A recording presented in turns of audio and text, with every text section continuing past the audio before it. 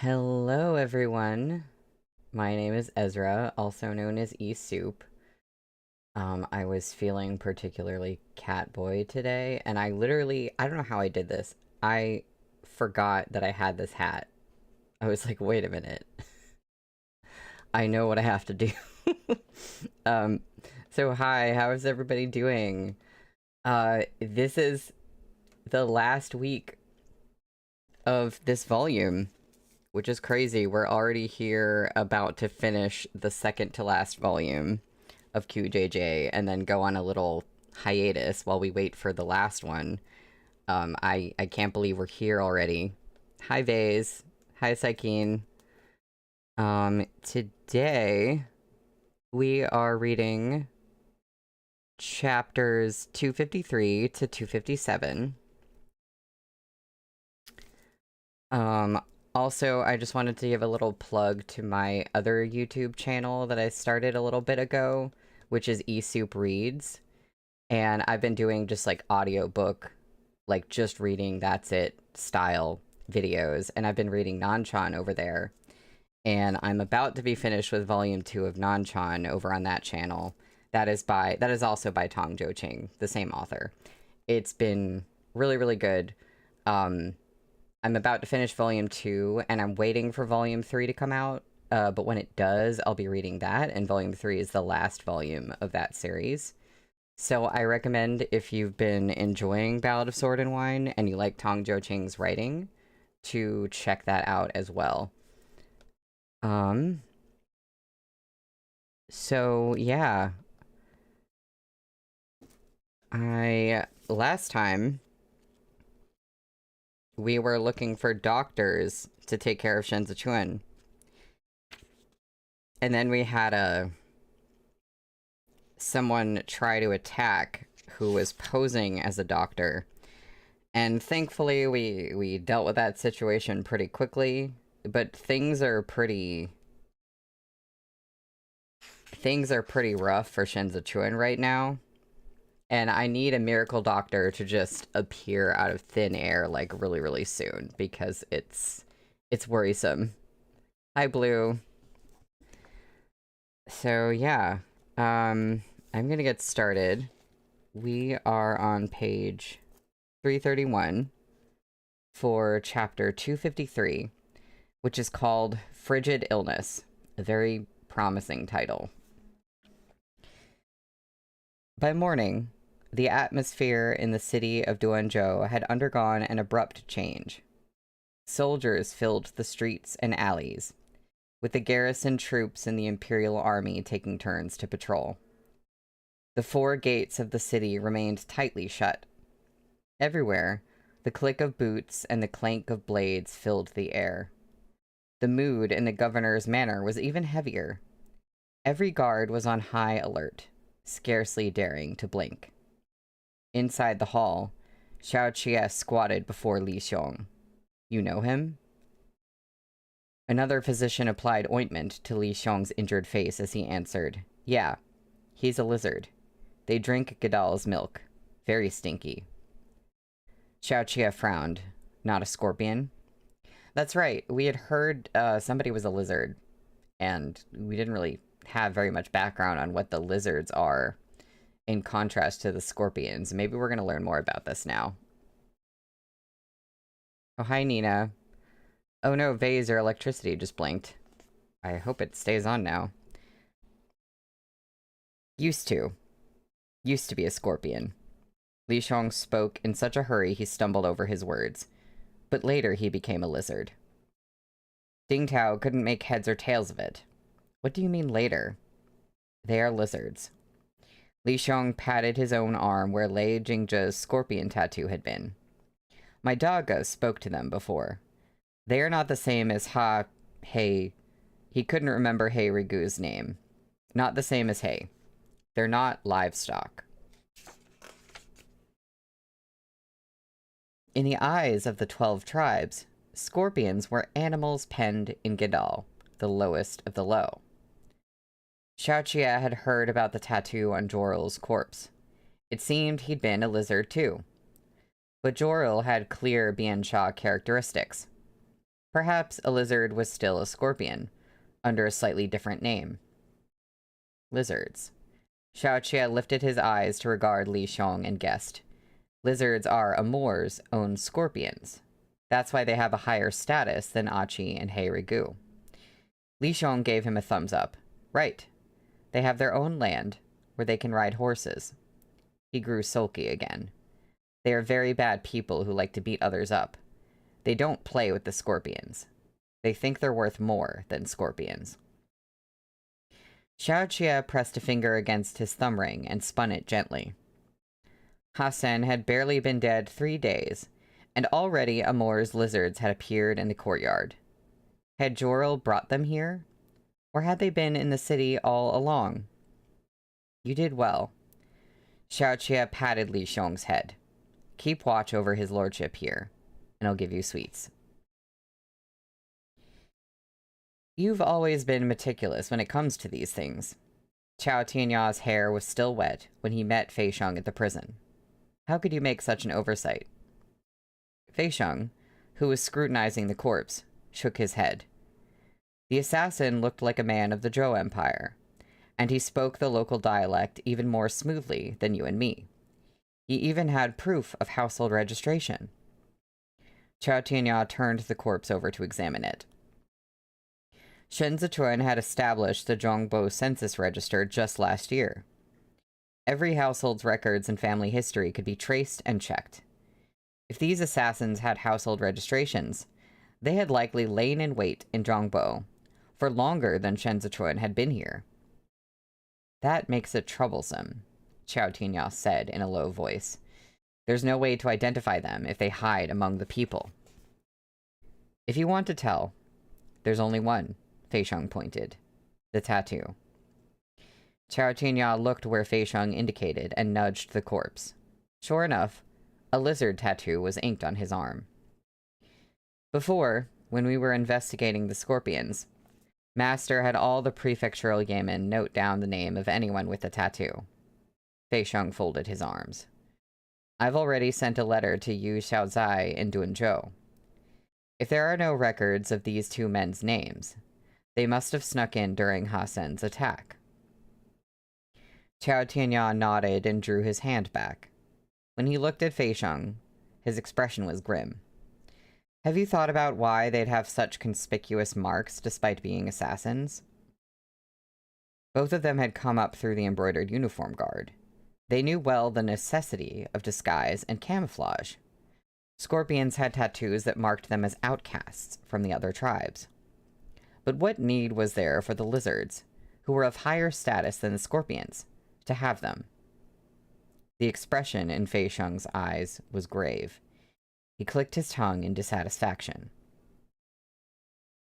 Yeah, that's an interesting question. Like, why would they go through getting a tattoo that would make them more conspicuous? There has to be a good reason for that. Shen Zichuan woke in the middle of the afternoon. Xiaoqie fed him medicine. The fever had turned Shen Zichuan's head muzzy. He could hear Xiaoqie's voice, but it seemed to drift in and out. Lanzhou, Xiaoqie was saying something as he brushed hair off Shen Zichuan's cheek. Shen Zichuan gasped shallowly, as if he couldn't catch his breath. He opened his mouth for the spoon and swallowed the last of the medicine. Xiaoqie wiped away his sweat with a wet handkerchief. Shen Zichuan tilted his head, and the tip of his nose brushed Xiaoqie's bandaged palm. His lips opened and closed. Xiaoqie lowered his head to listen. Handkerchief. Shen Zichuan's words came haltingly. Mine. It's with me. Xiaoqie covered Shen Zichuan's sweat-soaked hand with his own. Once you recover, I'll give it back to you. Shen Zichuan was so ill, he was barely conscious. He whimpered indistinctly in pain. Xiaoqie leaned down, almost lying beside the pillow, and coaxed him. Really, I'll give it to you. Shen Zichuan didn't believe him. He frowned, as if struggling to speak again. His half-lidded eyes betrayed his upset, as he buried his face in Xiaoqie's palm. Xiaoqie felt like Shen Zichuan was crushing his heart until nothing was left but bruises. He lowered his head and pressed his brow against Shen Zichuan's temple, against his sweat. The bitter taste of herbs saturated Shen Zichuan's mouth. Beneath his heavy eyelids swam a mosaic of bizarre, surreal scenes. Only the cloak of Xiaoqia's scent made him feel safe. Beside him, he floated gently amid waves of windswept grass.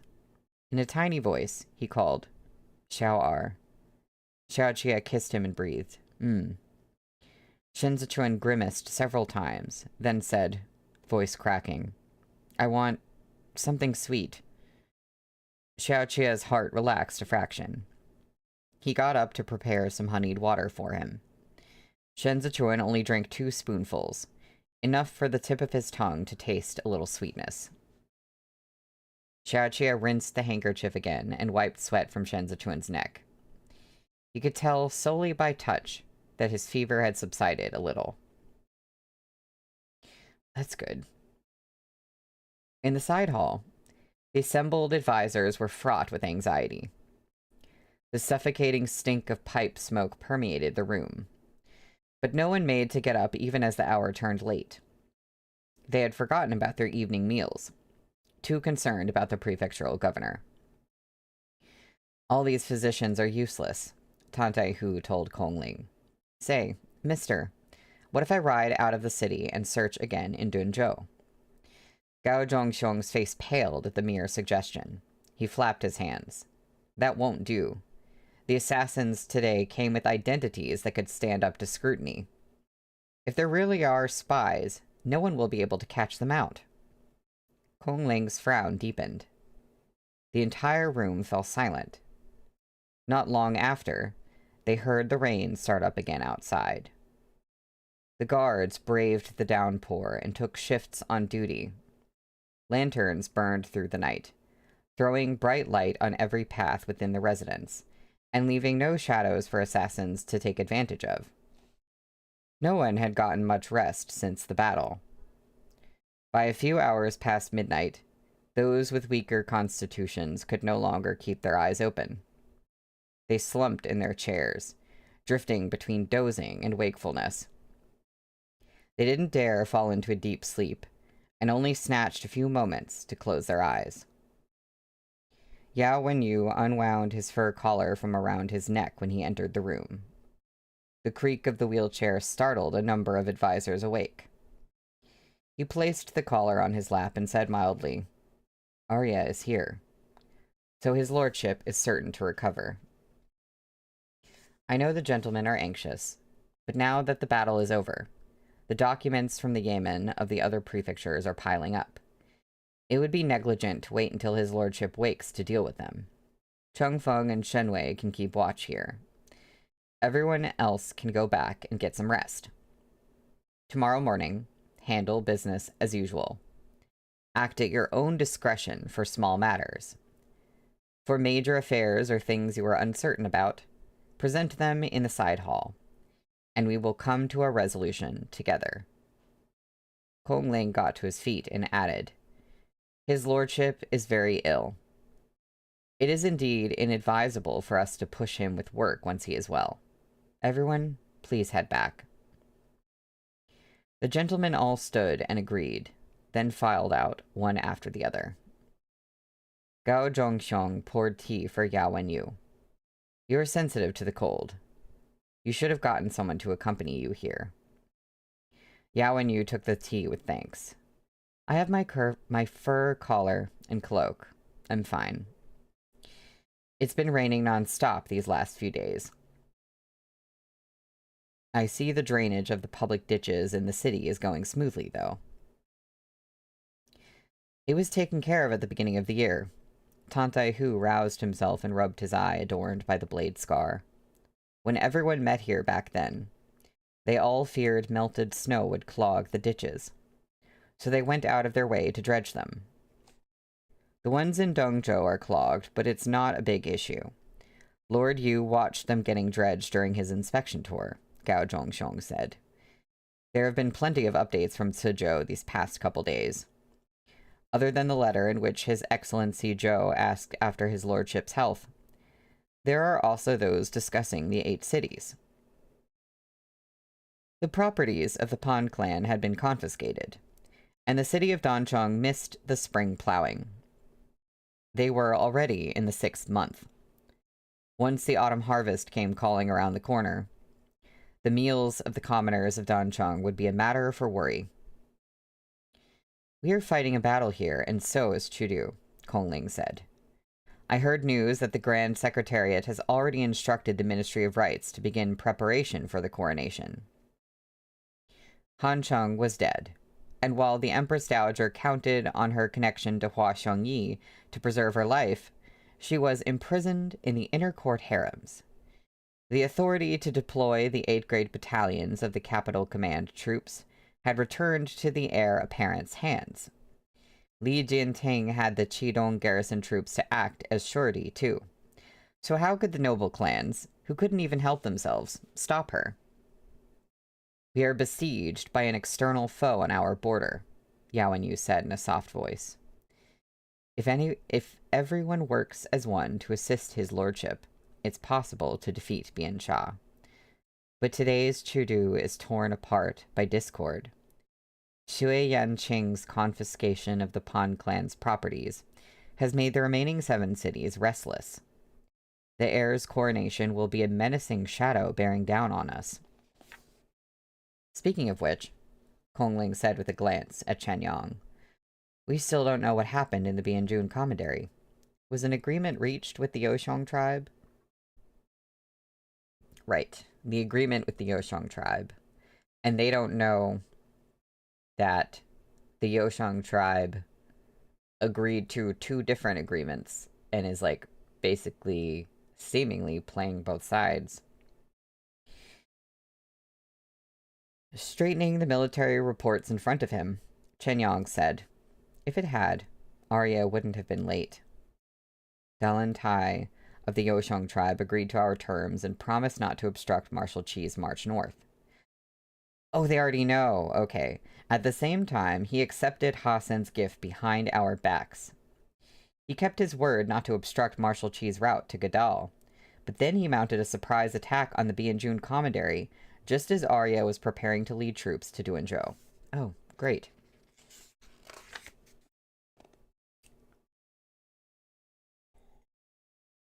Precisely as Qi Juyan had predicted, Dalan Tai didn't take anyone's side. He had no wish to submit to Amor, nor did he want to place himself at Chen Zichuan's disposal. He saw his opportunity in Hassan's and Chen Zichuan's competing bids for his cooperation, to pass through the Bianjun commandery and occupy Suotian Pass, which had not had a strong and capable general since the loss of Feng Yisheng. The Yoshong tribe had always lived on the grasslands in the south. When Dalan Tai had roamed the desert near Gadal long ago, he'd understood then that there was no room for his people there.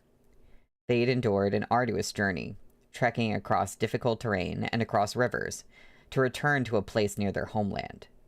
And to return to their home for good, they were willing to dance on the edge of a blade. It was on the yellow sands of the desert that Shaoqia's armored cavalry came face to face with the bear horses of legend. The battle in the Bianjun commandery lasted 2 days, and Dalan Tai had died in it. The Yoshong tribe seemed forever unable to cross over that final threshold. They could only, once again, retreat into the desert. We left Hassan's reinforcements in Gadal to Marshal Qi. Chen Yang waved the paper in his hand. This is last night's urgent report. Marshal Qi learned on her return journey that Amor is moving troops. At these words, the entire hall grew tense. Then, Gao Zhongsheng stammered, "We are going to fight again." Chen Yang made a soothing motion. "It seems to be just a transfer. After all, they just lost their commanding general on the front line. Amor has to appoint someone to take over for Hassan. I feel this person may very well be himself."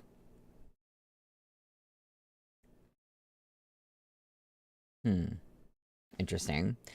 Yeah, Blue, I thought it was kind of weird that that happened off screen. I guess that just means that Valentai is / was not who we really needed to be worried about. And it's more of either Amor himself again or somebody else that we need to be more worried about, is what I'm taking from that. Yeah, we're in or about to enter the last arc, so Amor will fight us himself. Yeah. Also, I agree with what you said before. I am so happy that Yao and Yu is Shenzi Chuan's right-hand man. Same. Mini final boss time. Because Xiao Jie hadn't returned Ha Sen's head. We'll await Arya's instructions on the military arrangements, Tantai Hu reassured the gentleman. They'll have a hard time fighting their way to the city walls again. At the moment, we have the upper hand. Even if Amor does ride out personally, he might not necessarily be any stronger than Ha Sen. Besides, if he wants to cross the Chashur River, he'll have to go through Arya. At that, the atmosphere in the side hall eased. Yet before they could turn to other topics, a commotion broke out on the walkway. Chen Yang lifted the hanging screen and poked his head out for a look. Ding Tao was crying so hard a snot bubble emerged from his nose. Tugging at Chen Yang, he shouted, "Guh, call the physicians, quick. His lordship is burning up again." Great. Awesome.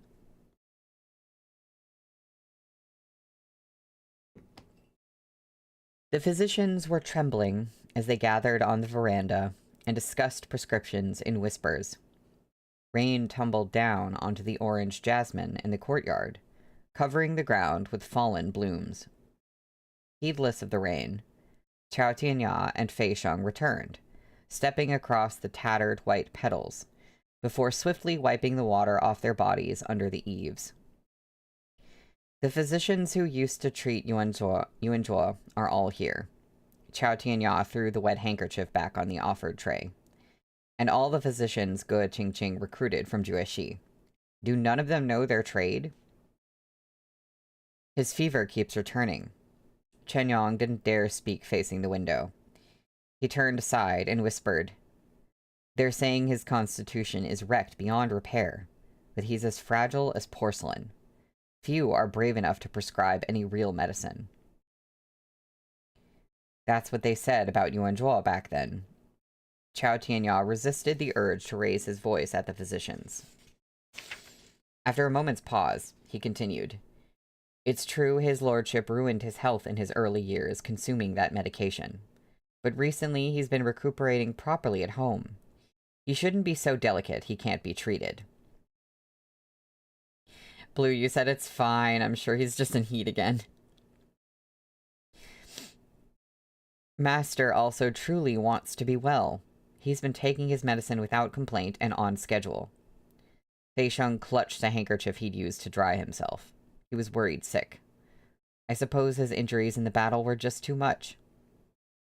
The room, heavy with the scent of medicine, needed to be aired out, but no one wanted to provoke Arya at the moment. Everyone stood under the eaves and waited to be summoned. A servant entered with medicine, and not a moment later, they heard Shenzi Chuan vomiting. Xiao Jie, propping up Shenzi Chuan on the bed, touched his back and found it drenched with sweat. The medicine mixed with bile on the ground. Shenzi Chuan had nothing left to bring up. After the bile was gone, he dry-heaved. His stomach twisted, and his bouts of vomiting were so constant he wrenched himself awake. A dense fog rose in the middle of the night. The lights of the lanterns, deathly white through the mist, swayed in the wind. The shuffle of footsteps in the passageways never stopped. Rain soaked the ground and seeped into the rooms, turning the whole place so damp, the bedding already had to be changed once. "Prepare a charcoal brazier," Fei Sheng said apprehensively. "Keep the fire going to dry the room." Chen Yang saw crimson on the bandages the attendants carried out. He didn't know if the blood belonged to Xiao Jie or Shenzi Chuan. Li Xiong sat cross-legged by the door and slept for a while. He stirred halfway through the night. Fei Sheng sent for rice from the kitchen. and Li Xiong buried his head in the large bowl and wolfed it down.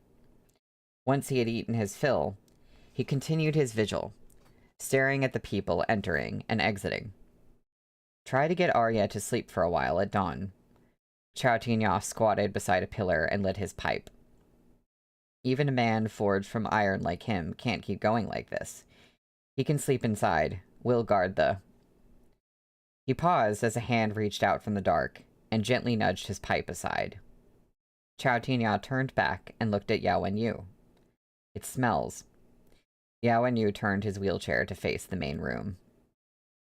Willowy wisps of pipe smoke spiraled into the shadows, turning into a single point of tenderness in the sopping night. Chao Tigna braced his hands on his knees and stood, extinguishing the pipe. It was silent in the courtyard by the time dawn broke. Morning light replaced the dark. The guards rotating through the night watch were all wearing out, even as passive as the waiting was. Fei Xiong was leaning against the pillar for a breather, eyes closed, when his ears suddenly twitched. He opened his eyes, and after a long moment, spotted movement at the gate. He's here.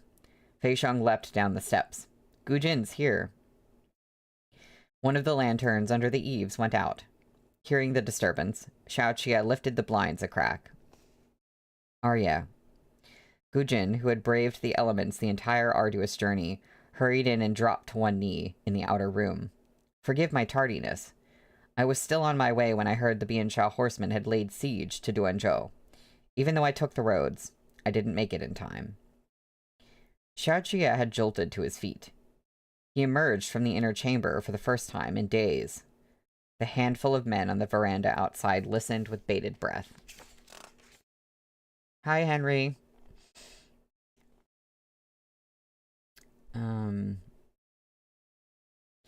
Great thing to run into before you've caught up. Oh, no. Oh, or wait, you mean the thing that Blue wrote. Okay, I thought you meant something I'd said. I was like, oh. You mean about Shenzi being in heat. We just have to pretend that he's just in heat and it's all fine. Yeah, and also, I was just thinking, like, when I've been sick and I can't keep medicine down, like, there was one time where I had to go to the ER and get an IV drip because I just, like, couldn't keep anything down, and so I was like, how am I going to get better otherwise? And it's like, imagine if they could just do that. It really screws things up, the fact that, like, he can't keep stuff down and they can't, like, you know, modern technology force it. Aw, Vase, he said, not me squealing over Fei Xiong saying Gu Jin's name. I know, that was really cute. Oh dear. Gu Jin's face was still wet with rain. He met Xiao Qia's gaze and reported without delay, Arya, Master Yidong is indeed dead. Okay. That's the end of the chapter. We're on page 343 for chapter 254, which is called Jiran. Raindrops dashed the fallen flowers into the mud, then tore the fragile petals to pieces. Okay, imagery. The wind raked across the bamboo blinds, making the scene inside the room hard to see, as if viewed from behind a fluttering fan. I went to Huzhou and tracked down Master Yidong's remaining family. They confirmed that after the Venerable Master returned to Huzhou, he was captured by the Yan clan under the pretext of consulting for an illness. Gu Jin paused for a breath. But heaven never leaves one in the lurch. Jiran. Every guard at the door tensed in anticipation. But Gu Jin didn't continue. When he said Jiran, because, they all waited with bated breath for him to finish his sentence. Because what? Okay. Jiran is the name of the chapter. They normally do that when it's like somebody's name. So I'm like, is Jiran just because? Or is it having some sort of double meaning here? Li Xiong had his hand in a jar of candied fruit when he saw an egg pop out from the end of the walkway. What? Wrapped in a roomy cassock, the egg held up two trailing sleeves and scurried over, stealing a glance at the candied fruit as he ran past Li Xiong. The moment of distraction caused him to trip over himself and fall into the bamboo blinds with a crash. Ah! The egg, sprawled on the ground, lifted his head and called, "Greetings to Arya." Everyone fixed their eyes on the newcomer. Not an egg, but a little monk 15 years old at most, even younger than Ding Tao. Oh. Psyche, you said I think this chapter is full of puns because the Chinese word for egg is jidan. Now, if there's not a footnote to... Why is there not a footnote? That's a good point. Why is there no footnote? What the heck?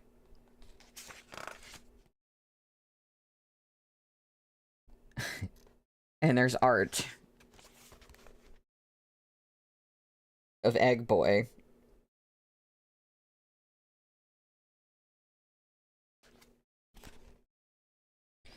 Dragging his sodden sleeves, the little monk put his palms together and said solemnly, "Amitabha."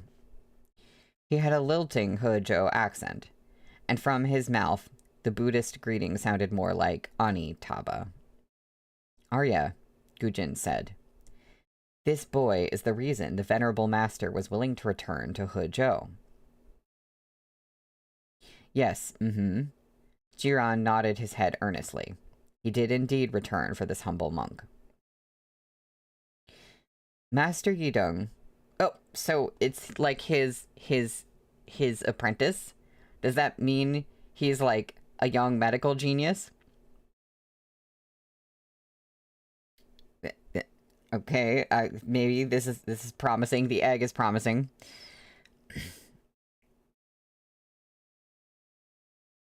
Master Yidong was getting on in years.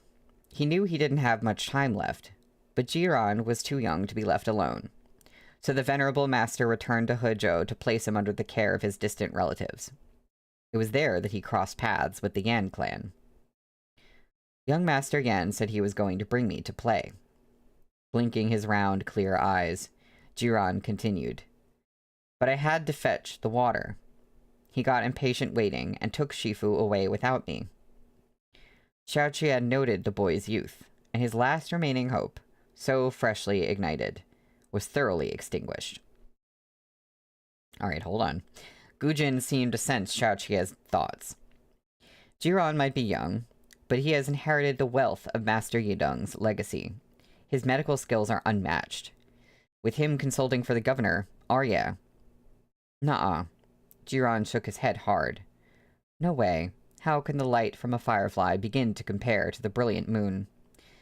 My Shifu and I are like the boundless ocean and the narrow brook. There's no comparison. His face was still round with baby fat. Not only did he look childlike, even his words were full of innocence and naivete. Li Xiong forgot his candied fruit and joined Ding Tao in peering through the doorway to size up this boiled egg.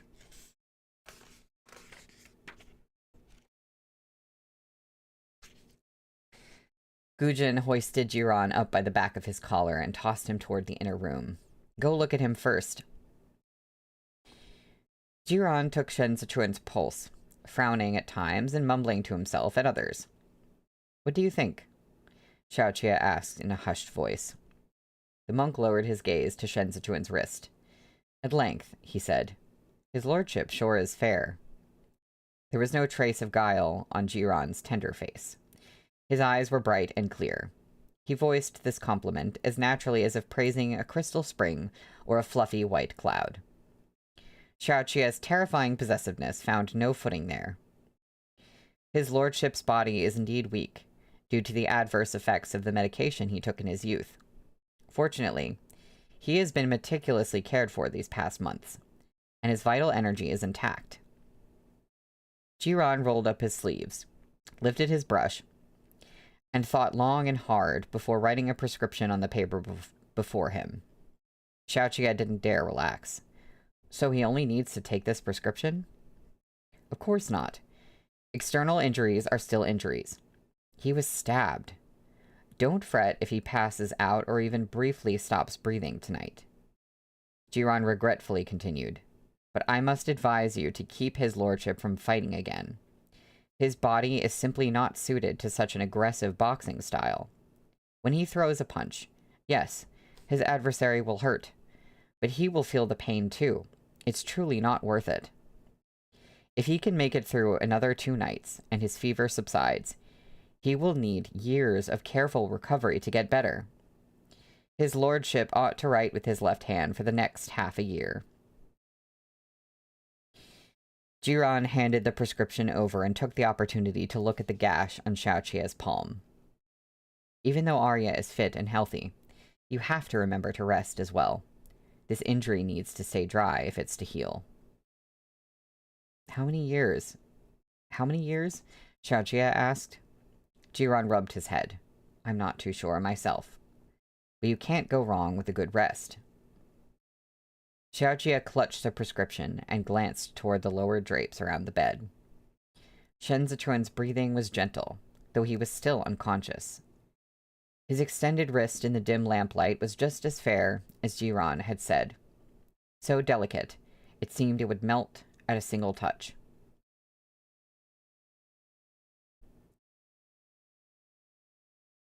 Yeah, that is load-bearing, huh? When he throws a punch, his adversary will hurt, but his lordship will also feel pain. Yeah. In the grip of the fever, Shen Zichuan dreamed. He stood before the gates of Chidu at age 15, waiting for his Shifu, Xinyang, and Jimu to take him home. Wrapped in the short, padded coat Hua Pingting had sewn him, he watched fine snow drift down like powder along the city walls. Jimu leaned over the top of the wall and shouted, Chuanar, where are you going? Clutching his new coat, Shen Zichuan said dazedly, I'm going home. Jimu raised his head and followed Shen Zichuan's gaze east, the direction of Duanzhou. Then wait a little longer. Father'll be here soon. Shen Zichuan couldn't remember why he had to stand here. He waited from dawn till dusk, and even though it was snowing, he felt very warm. Jimu rubbed his arms and looked down again. It's cold up here. Want to come warm yourself by the fire? Shen Zichuan shook his head. Too hot. And so Jimu started a fire at the top of the city wall. He held out his hands for warmth. When we return, Ge will be able to get married. Mother's been nagging about it for years. They waited a very long time. Shen Zichuan's back was aching, as were his calves. Every part of him hurt. He wiped sweat from his brow and continued to gaze into the distance. When the sky turned dark, Jimu murmured, Father isn't coming. His fire had burned down to embers. He stood and pulled on the military coat beside him, then leaned over the top of the wall. Flashing a grin, he called, Chuanar. Shen Zichuan raised his head and took a few steps toward him. The whistle is calling me, Jimu said. I can't wait anymore. I have to go. Shen Zichuan nodded, accustomed to it. Go on, then. I'll tell Mother. Jimu's brows crimped in a troubled expression. He said with a sigh, I'm worried. I'll walk back from here. Shen Zichuan raised a hand and pointed into the distance. It's not far. Jimu looked at Shen Zichuan, his eyes gentle. What am I to do with my little brother? The sound of hooves rose in the darkness. Shen Zichuan bounced up on his toes and yelled, Ge, Shifu is here. Jimu said nothing. He kept his chin propped in his hands and smiled. Shen Zichuan turned and saw a gerfalcon soaring over the horizon, followed by a galloping horse that was black all over with a snow-white patch on its chest. He froze as the horse came closer. A youth sat in the saddle, his face obscured by a helmet. The gerfalcon landed on his shoulder. He removed his helmet, revealing an unhappy expression, then bent over and scrutinized Shen Zichuan. What are you standing there for? Get on. Our gongso will take you away. Shen Zichuan ignored him, so Xiao Qie dismounted, put his helmet on Shen Zichuan's head, and hoisted him up. No, Shen Zichuan protested, smothered by the helmet. I want to go home. Xiao Qie flicked Shen Zichuan with a finger, impervious to reason. You were coming with me. He took a few steps, then asked, frustrated. Don't you recognize me? No. This feels like the fever dream that a character has when they're, like, about to survive, like, a near-death medical experience. And in the dream, they're, like, trying to walk away, and then something happens and they turn back around. I know, I want to go home.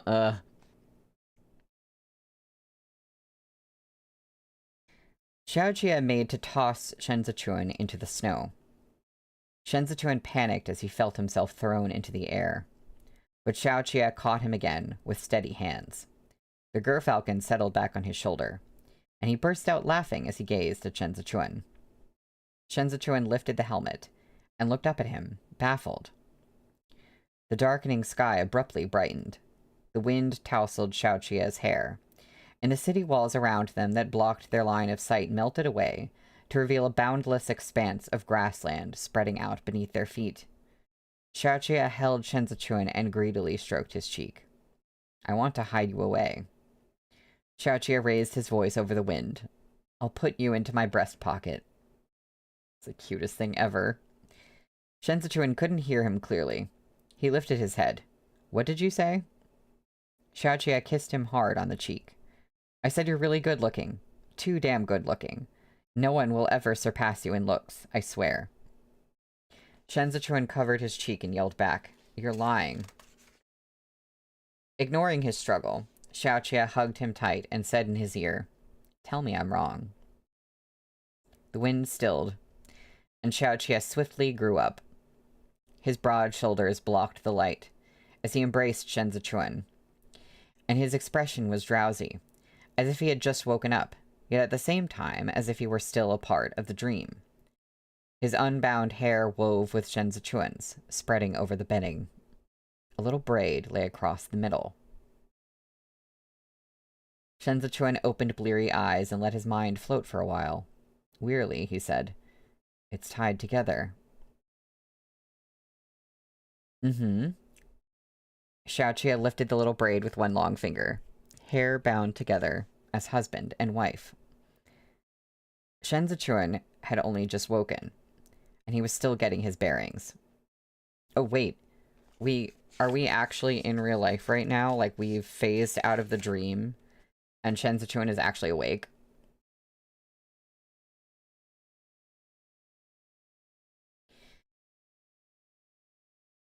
Xiao Qie rubbed his back. Time to get up. He stroked Shen Zichuan's back until Shen Zichuan turned slightly to pillow his head on Xiao Qie's chest. Xiao Qie's hands were calloused, and the rasp as they moved over his skin was pleasant. Shen Zichuan's eyes were nearly closed, but he didn't forget to chide Xiao Qie. You're so noisy. Xiao Qie nuzzled him hard with his unshaven chin. You're going to be the death of me, Shen Lanzhou. Shen Zichuan poked Xiao Qie's cheek with his right hand, so wound with bandages it resembled a plump dumpling. Then, as natural as gravity, the two shared a listless kiss. That day, the days of rain ceased, and the sun shone over Duanzhou. Jiran had been modest about his skill, but 3 days later, Shen Zichuan could sit up and eat congee. The little monk stood by the window, piously reciting Anitaba. When Xiao Qie asked what he wanted as a reward, Jiran pointed toward Li Xiong's candy jar without hesitation. Everyone heaved a sigh of relief and handed the candy jar over before Li Xiong could protest. That's amazing. Okay. I thought this was going to take longer and be more of a struggle. As far as like Shenzi going in and out of consciousness, having dreams. I thought the dream was going in a darker direction, and then it completely turned around. Henry, happy Disability Pride to Shenzi my love. Aw. Happy Disability Pride, everybody. The window in the room was open. Shenzi rested against a cushion and listened to Fei Sheng finish his report. You are right. If they were meant to be spies, there'd be no need for them to have such obvious marks on their bodies. Shenzi held Yuan Zhuo's report in his left hand. It covered all the business from the last few days that required his personal attention. You think they have the lizard tattoo to distinguish themselves from ordinary scorpions? Apparently, the lizards work directly under Amor, Chao Tianya explained, and they pride themselves on being a branch of the Hanma tribe. Joril was a warrior, so it's not odd that he had a tattoo. But it only makes sense for infiltrating lizards to have tattoos, if they're concerned about being confused for scorpions. What does Yo Jing think? Xiao Xie asked. The household registrations the assassins used were legitimate. 2 men with those names undoubtedly existed in Fanzhou, but they've probably been replaced, Fei Sheng said. After all, we only record their names, not their appearances. Ooh, excuse me. That can't be helped, Kongling said in a steady voice. The census register needs to be updated every year. Even if all the Yamen drew portraits during the verification process, they wouldn't be kept for long. Chao Tianya's conjecture seemed the most plausible. Why did the infiltrating lizards need to have tattoos? There would be no escape for them if they were ever caught. If ever they were caught. Amor treated them as his own private soldiers. Even Joril had merely been loaned to Hasen, which showed how highly Amor regarded them. If it was really to differentiate themselves from scorpions, then it must have to do with the scorpions who regularly spent time in Zhongbo. Xiao Xie leaned forward. He knew the military maps of the eastern regions like the back of his hand. Duanzhou is across the river from Gadal, and Amor is even farther than that. Even the fastest horse couldn't bring the news instantly. Even Hasan's soccer falcons couldn't have made it back that quickly. These 2 lizards were not sent by Amor. If Amor had made any move, it would have been because Qi Juyin attacked Gadal, and Hasan couldn't come to its aid. He would only have learned of Hasan's death in the past few days. Given the challenges of crossing the Chasha River, he couldn't have issued the order for these lizards to assassinate Shenzi. There simply wouldn't have been time. Understanding flashed in Yao and Yu's eyes.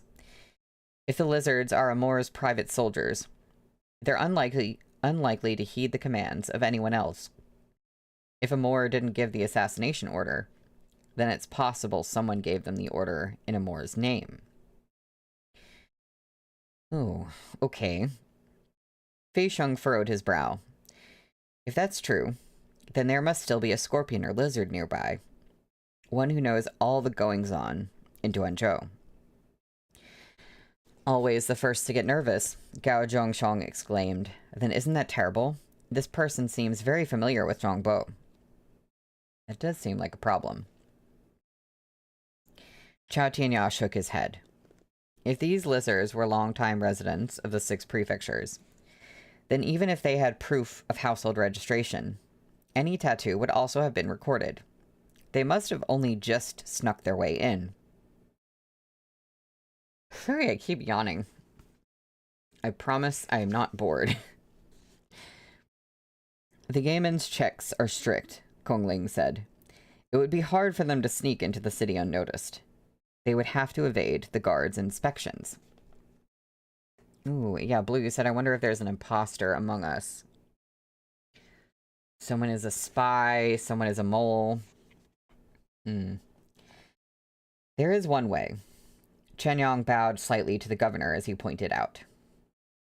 The scorpions of Suzhou are not subjected to questioning within the territory.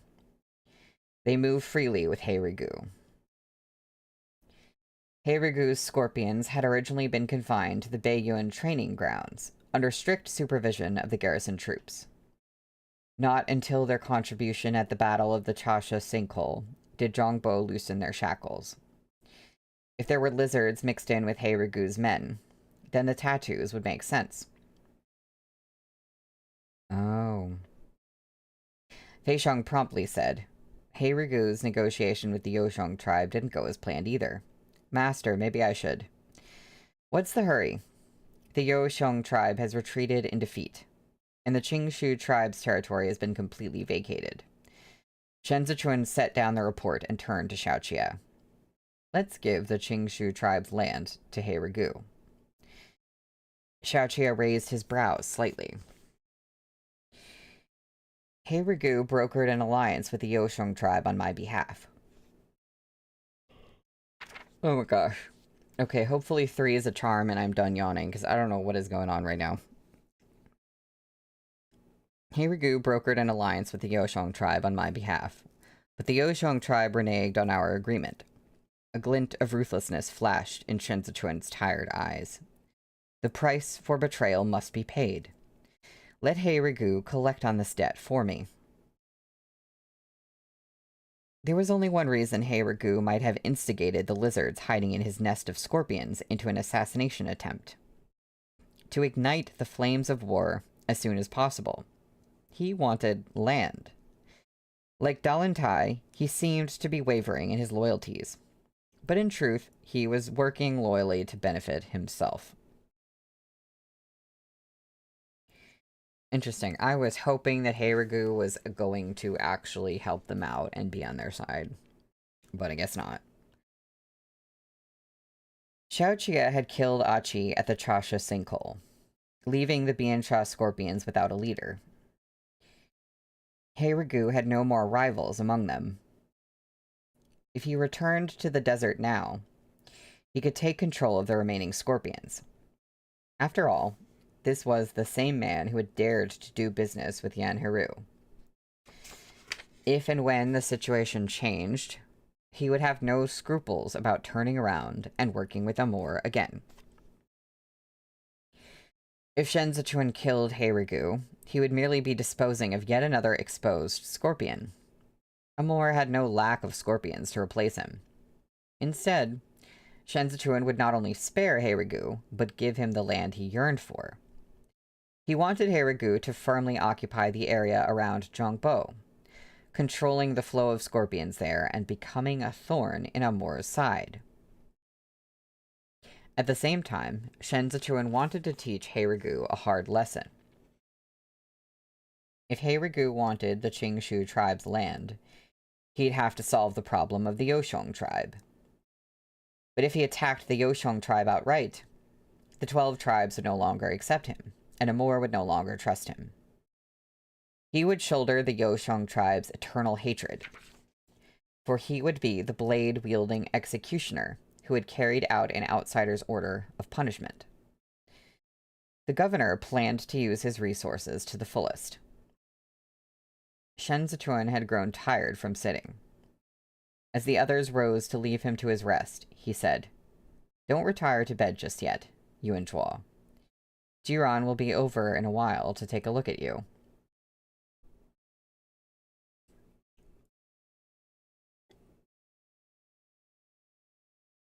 Jiran was still a child at heart. He jumped over puddles as he followed Gujin, and upon seeing his own smooth, round head reflected in the water, couldn't help but double over with laughter. Chao Tianya met them at the entrance. Putting his palms together in a bow, he said to Jiran, "Please come in." Jiran returned the greeting. The birds chirped in the trees, and the weather was pleasantly warm. Dressed in monk's robes, Jiran stood between puddles big and small, each a reflection of the blue sky and white clouds. It was an entrancing sight, blurring the line between heaven and earth. "Benefactor." Jiran followed his Shifu's example and nodded slowly to Chao Tianya. "You have an affinity with the Buddha." Chao Tianya found that amusing.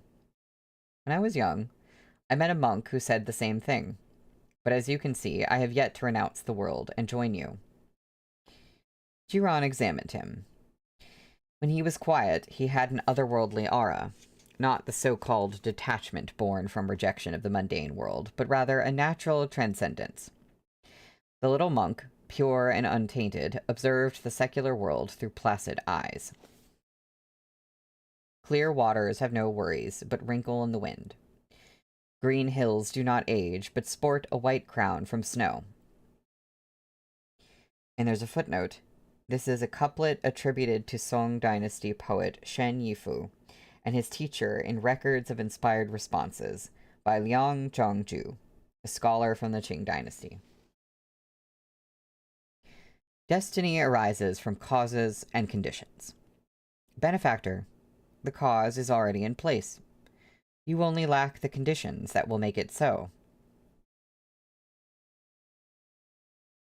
The refreshing breeze lifted a corner of Jiran's robe and dropped the hem into a puddle.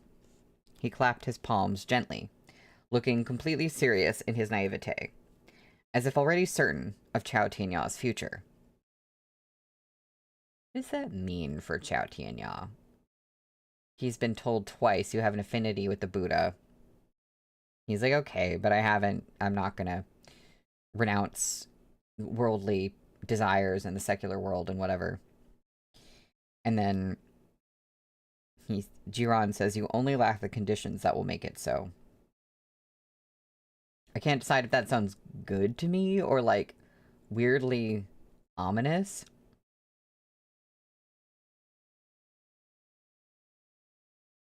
The wind chimes under the eaves swayed in the breeze. Chao Tianya turned his head and saw Yao and Yu sitting beneath them. With his sleeves fluttering with the wind, he gave off the same otherworldliness as Jiran strolling among the white clouds in the puddles. Jiran approached Yao and Yu but didn't bow. Under the tinkling wind chimes, he studied him. Eventually, he shook his head. I can't heal your legs. Even if my Shifu were alive, he couldn't do it. Okay, but maybe the cover is just sort of, you know, it's just part of the metaphor for the art.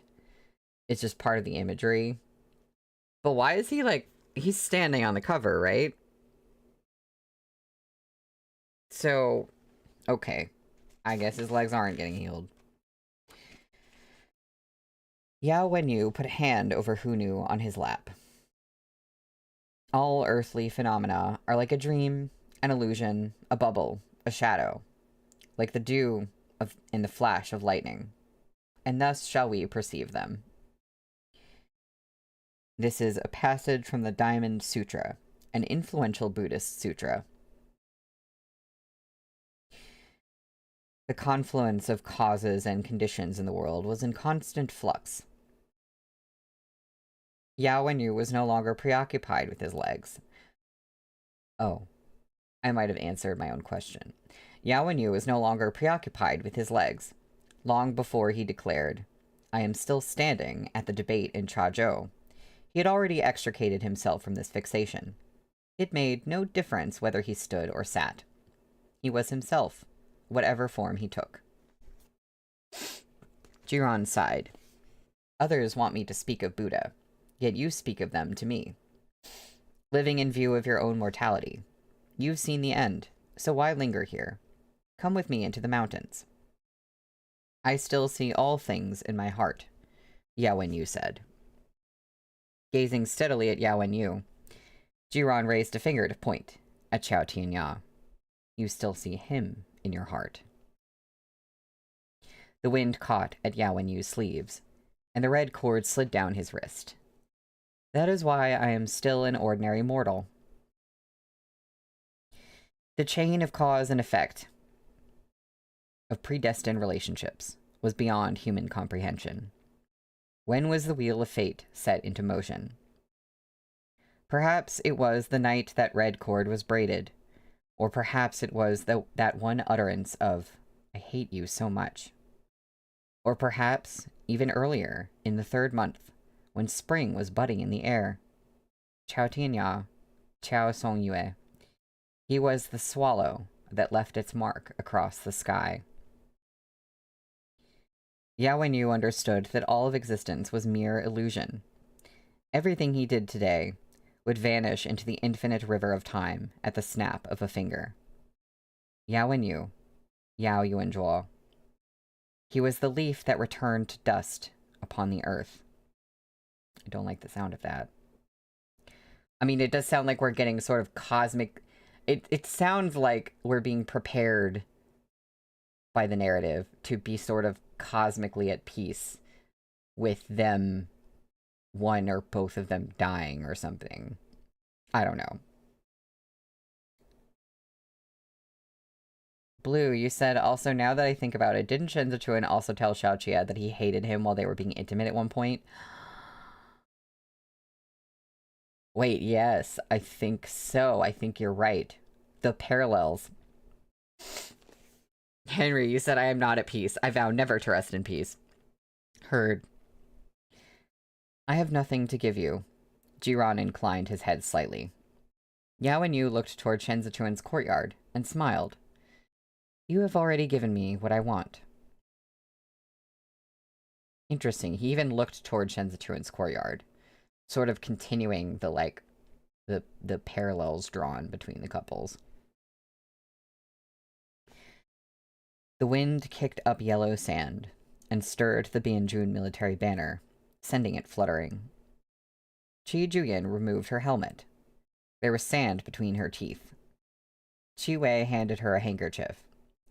She couldn't strip off her armor and wipe down as the male generals did, so she bore the scorching heat and wiped her face with restraint. Duanzhou has sent several new reports, Qi Wei said. The report from the Libei front line is here too. Lu Guangbai is on the front line. What else can it be but the retreat of the Bianxia troops? Qi Juyin set down Banisher and edged behind the wall to cool off in the shade. The Duanzhou reports are from Xiaoqia. Go ahead. Qi Wei opened the private letter and read it out to Qi Juyin. Her hands stilled in the middle of folding her handkerchief. She looked at Qi Wei and repeated, Give the Qingshu tribe's territory to the Scorpions? Qi Wei read it through again, to ensure there was no mistake before he nodded. Qi Juyin's nonchalant expression slowly settled into a frown. The armor on her shoulders was light, but when she wore it for long enough, its weight still made her shoulders sore.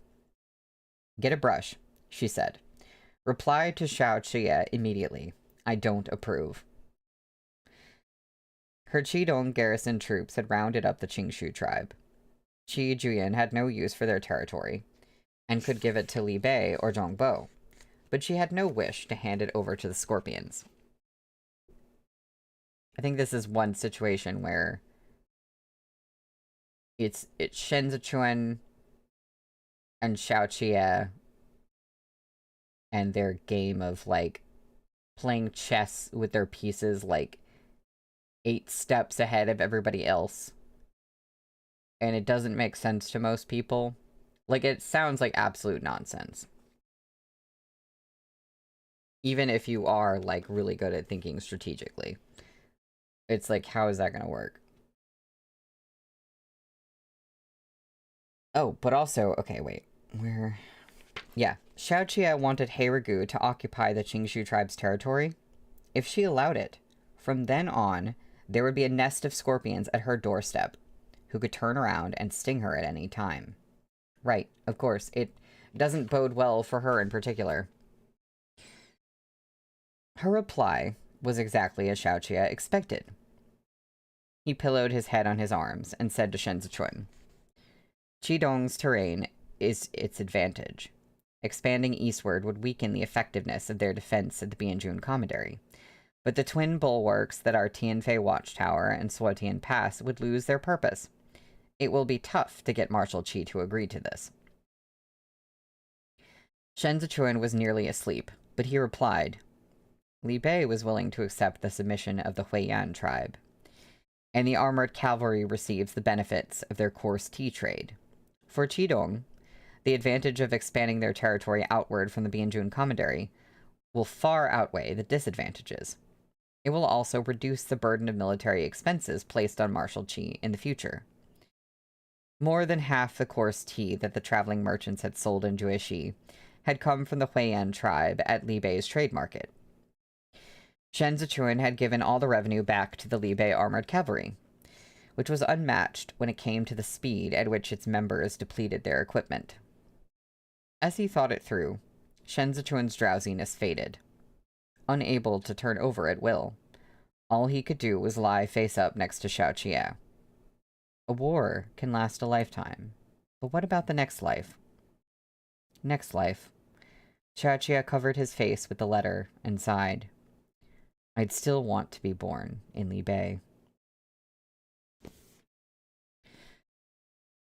Outside, Ding Tao and Li Xiong smashed walnuts on the veranda with Ji Ran, the boys laughing merrily as they played. Insects sang raucously under the blazing sun, a chorus of chirps. Amor spent his whole life attempting to unify the 12 tribes in vain, Xiao Qie said after a while. My old man thought Amor would become the great king of the desert. You don't understand why Amor didn't succeed. Shen Zichuan tipped his head toward Xiao Qie. But I'll let you in on the secret. Xiao Qie set aside the letter and turned to him. The warm weather made him feel sluggish. Because Li Bei has Xiao Cian. Shen Zichuan raised his eyes and gazed at him. You want to cross the river and advance eastward, to go to Amor. Xiao Qie suddenly covered Shen Zichuan's eyes. The weather was so hot. He inched closer and whispered, My wife understands me so well. The corners of Shen Zichuan's lips curved smugly. Xiao Qie lowered his eyes and couldn't help but kiss him. He so loved seeing Shen Zichuan this way. And that's the end of the chapter.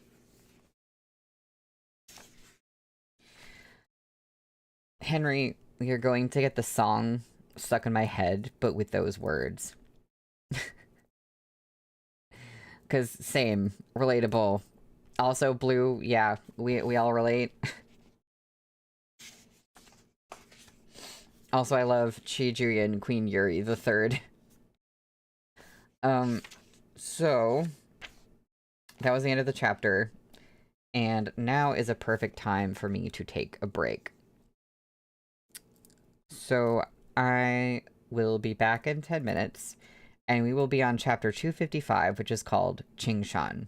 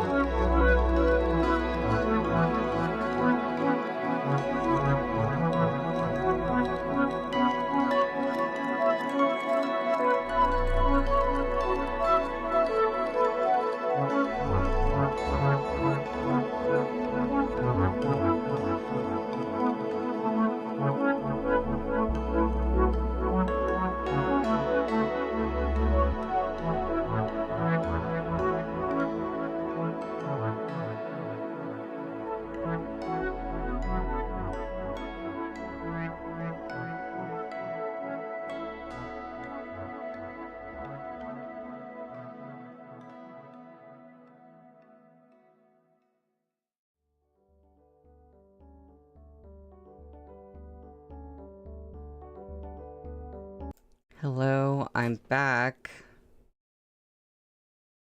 I am back, and, you know, aside from, like, having some ominous feelings about what that interaction meant for Yao and Yu and Chao Tianya, I feel pretty good about things right now. I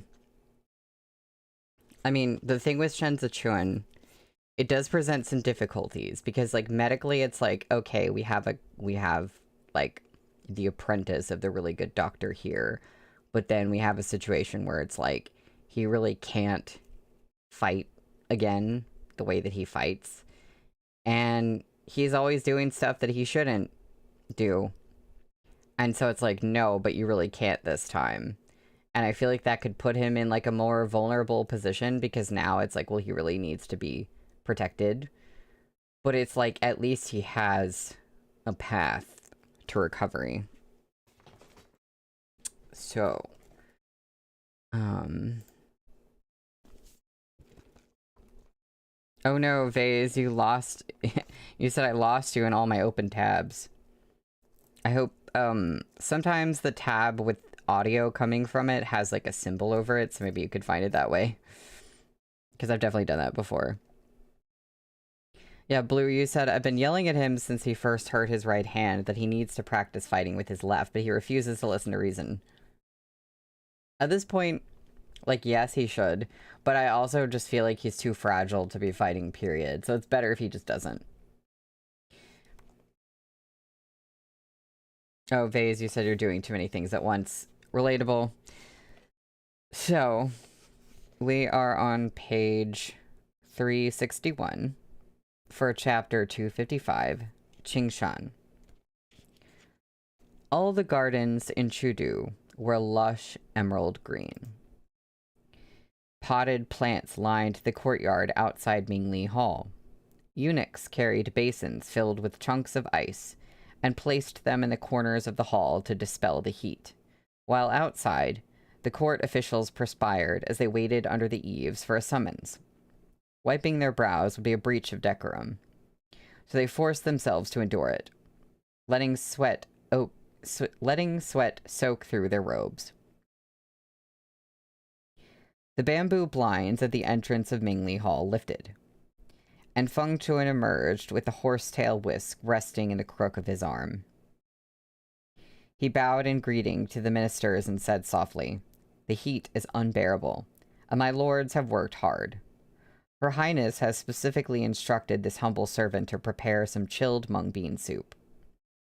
The junior eunuch swiftly came forward with bowls of soup. Even napkin flowers had been prepared in advance. Feng Chuan bowed once more and retreated into Mingli Hall.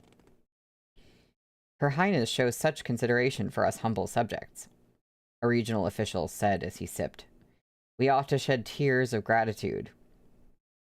Amid the tapping of spoons against porcelain bowls, a capital official turned to Jiang Qingshan, who was standing beside him. "How do you find the accommodations at the relay station, Wan Xiao?" Jiang Qingshan finished his soup and gave a slight nod. His quiet reply seemed at odds with the swift and resolute man of the rumors. His manner was mild and unhurried, as if he didn't particularly care about anything. An hour later, when a eunuch called his name, Jiang Qingshan entered the hall, where he knelt and bowed to pay his respects.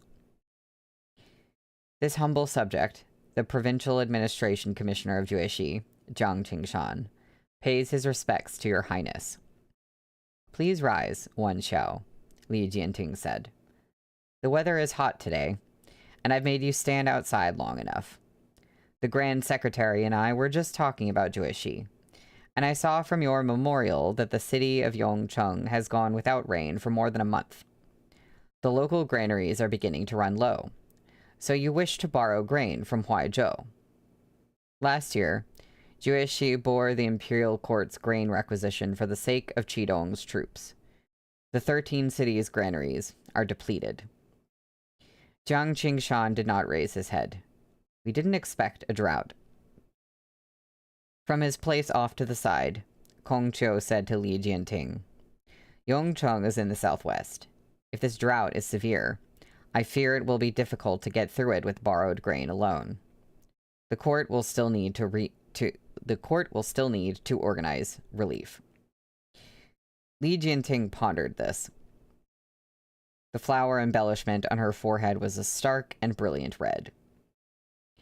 After a moment, she said, "During the reign of Xianda, you offended the local merchants in order to provide relief to disaster victims. So much so that they blockaded you in the Yemen. This year, you were taking on difficult negotiations with Huaizhou for the sake of borrowing grain. It has been hard on you. Drought in Yongcheng is a serious matter, but there is no need to worry. An edict has already been issued, and the Grand Secretary and I will present a solution as soon as possible. Rest assured, the court will organize the relief efforts." Oh, it's not Wang Xiao, it's Wan Xiao, but close enough. We do already have Wang Xian, so we're already there.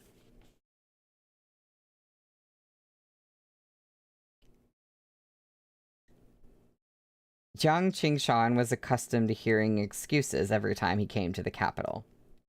Neither the Tianchen Emperor nor the Xianda Emperor had ever demonstrated such a decisive and straightforward attitude. His expression grew solemn as he kowtowed. This humble subject knows that the Imperial Court also has to give consideration to the war in Qidong this year. The military provisions have priority. Jueshi is willing to offset our debt by exchanging silk for food from Huaizhou."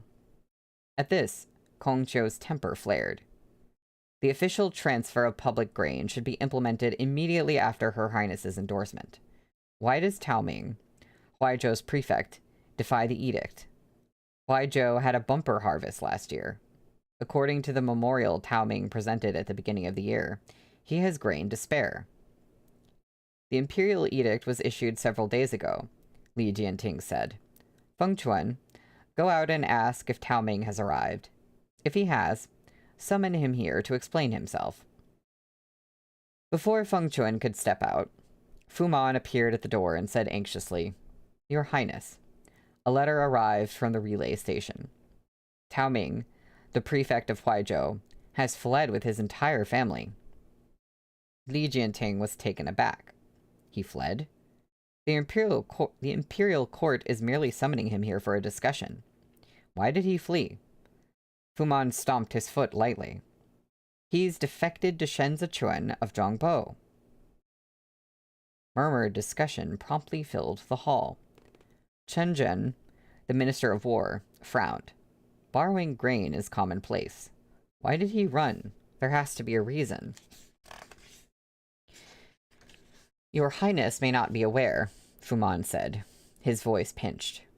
The official who traveled to Huaizhou to summon him opened the granary there, only to find it practically empty. There's no relief grain to be had. Tao Ming has been colluding with Shen Zichuan to sell his grain to Suzhou for a long time. The moment he heard Jueshi asked to borrow grain, he was so frightened he fled that very night. An uproar broke out in the hall. Ten Yu leapt to his feet. What? Why did the local investigating censor never say anything? Huaizhou had no grain, and Huzhou's granaries were likewise empty. They couldn't count on the 8 great cities either. Then what of Yongcheng? Jueshi would have no choice but to tighten their belts and carefully ration what meager stores they had. The atmosphere in the hall grew tense. The chilled air from the ice basin seemed to pervade the hall, so cold that Kong Qiu felt a stabbing pain behind his heart. Covering his mouth, he coughed for a moment. When it subsided, he stood and bowed to Li Jianting. Disaster relief is of critical importance and cannot be delayed. The monthly salaries of the officials in the capital must be reduced accordingly. This humble servant will volunteer myself. We must not let the commoners starve. I do think that wherever this falls within Shen Zichuan's plans, Shen Zichuan doesn't want commoners to starve. So is there some idea that he has of, like, how to deal with this situation that is inevitably resulting?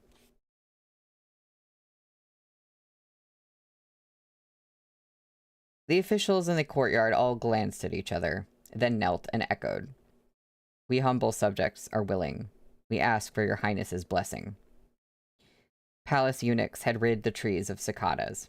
In the silence, Li Jianting rose to her feet and said with a sigh, After such a display of sincerity from all you gentlemen, I would be remiss to turn you down.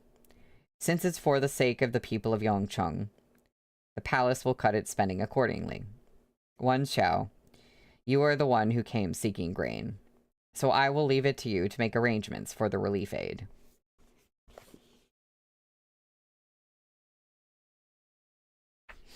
Jiang Qingshan kowtowed and expressed his gratitude. Henry, you said it took them 7 volumes to care about the commoners, the real narrative development. And yeah, Blue, I'm sure you're right. Shen Zichuan will tell us when it happens. Until then, we just won't know. That night, moonlight lay like a thin layer of gauze over Shui Shoujuo's courtyard, where a spread of dishes and chopsticks had been laid out. The mute servant boy was the only attendant present. Shui Shoujuo, dressed in a day robe, poured tea for Jiang Qingshan. My apologies for the poor hospitality. Jiang Qingshan accepted the tea and sighed. I've been plagued by one social engagement after another since arriving in the capital. But none of those rare and extravagant delicacies are as good as your simple and homely fare. The life of the poor. Shui Shoujuo set down the teapot and, in a rare moment of levity, teased, What kind of provincial lord are you? You don't even take a decent carriage when you go out. I am truly poor. while you are only playing at it, Jiang Qingshan said. But tonight we are two of a kind, scholars who reek of genteel poverty. The two men clinked their teacups and burst into laughter. I can see that the heir apparent is intelligent. She treats those under her with wisdom, and she is decisive in her handling of court business. In this, she takes after the Guangcheng emperor. Jiang Qingshan picked up his chopsticks and served himself from the plate of chilled tofu with spring onions. It's just that she is a tad stiff, and her manner of speaking is too mature for her age. She grew up in hardship, so it's no surprise that she's different from the average girl. Xue Shoujuo watched Jiang Qingshan eat. I remember your letter from the beginning of the year. You mentioned Liu Nyang was with child. Jiang Qingshan's chopsticks slowed, and he cast a glance at Xue Shoujuo. His smile faded. The usual. The usual? What does that mean? Xue Shoujuo did not probe further. Jiang Qingshan had a wife, but no children. His wife hailed from the Liu clan of Baimazhou, not a rich family by any means. She and Jiang Qingshan shared a loving marriage, but they had yet to be blessed with a child. Okay. Liu Nyang's health had been poor for some time. She had first fallen pregnant during the 4th year of Xiande, when Jiang Qingshan was running all over the land to borrow grain. The merchants who stormed their doorstep demanding repayments had given Liu Nyang such a fright that she miscarried the child. After that, it had been hard for her to conceive again. Why do you look so dejected? Jiang Qingshan set down his chopsticks. If I'm destined to have no son, then so be it. It's not something that can be forced. He looked at a cluster of flowers at the edge of the yard, pausing for a moment. It's just that my mother has been growing impatient, and it's inevitable that she treats Liu Nyang rather... Alas. Jiang Qingshan's mother, in her anxiety over her grandson, was known to be harsh on her daughter-in-law. My mother is getting on in years, and she's been strong-willed all her life. It's been hard on Liu Nyang, attending to her.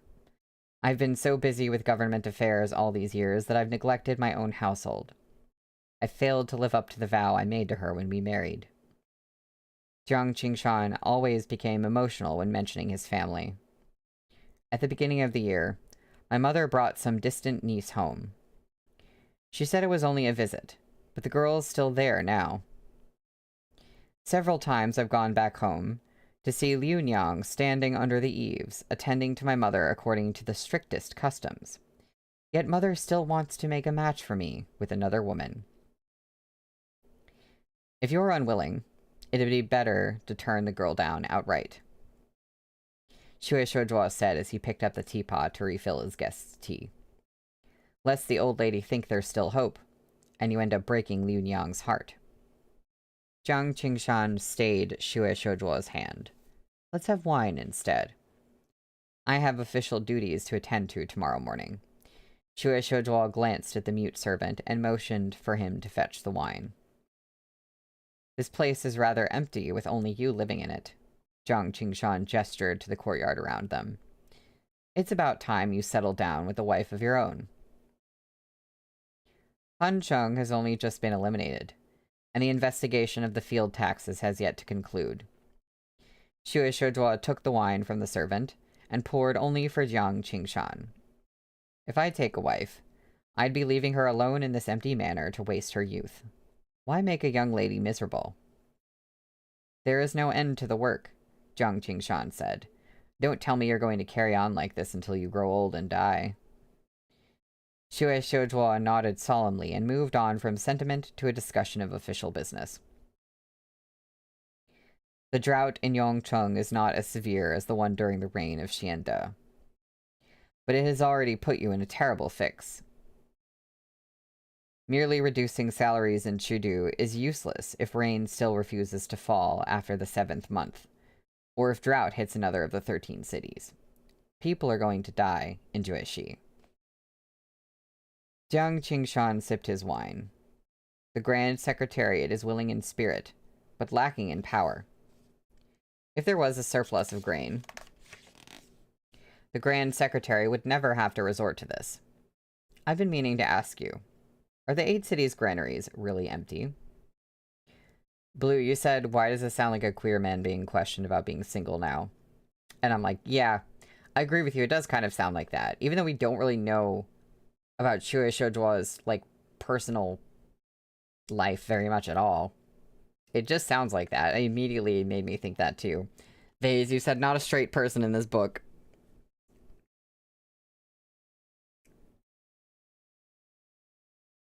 Yes, the grain we confiscated from the Pan clan of Dancheng is not even enough to feed the palace, Shui Shoujua admitted. In the past we lacked money, and now we lack grain. Jiang Qingshan shook his head. If we had sent capable men to reorganize the 6 prefectures of Zhongbo earlier, we could have recovered all those fertile lands. Shen Zichuan would never have had the chance to make himself the local overlord, and our great Zhou would not be in the predicament it is today. Zhongbo now boasts the most abundant granaries in the land, Shui Shoujua agreed. If the drought in Jueshi worsens by the end of summer, we'll have to consider buying grain from Shen Zichuan. I fear it will be tough. Who would have imagined Shen Zichuan could bring the 6 prefectures under his rule? I'm sure you've heard. That battle in Duanzhou won him the hearts of the people. And this is a man who holds grudges. He won't sell to you so easily. Shui Shoujua set the wine jar aside. If he wants to make a name for himself as a champion of benevolence and righteousness, he cannot simply sit back and watch drought ravage Dueshi. That's true. They discussed other official business until late in the evening. When it was time to retire, Shui Shoujua sent his servant boy to escort Jiang Qingshan back to his lodgings. As Jiang Qingshan was leaving, he pointed to the front hall. I met your eldest brother when I arrived at the relay station. He was there to burn offerings for Chengzhi. I see he's been promoted, presumably benefiting from his association with you. Yanqing, he used to make things difficult for you in every way he could, merely because he resented sharing a family name. Now his survival depends on your kinship. Yet he's still unwilling to say a single kind word about you. A little tipsy now, Jiang Qingshan staggered. That brother of yours is too smug. I fear he'll drag you down in the future. You need to watch out for him. Shui Shoujua acknowledged it all. You know, we have already talked about how Shen Zichuan was going to use Shui Shoujua's weakness, his weakness being his brother, and they've just, like, you know, brought that up again, and it's like, yeah, what is his brother going to do? Because his brother is going to do something to Shui Shoujua for sure.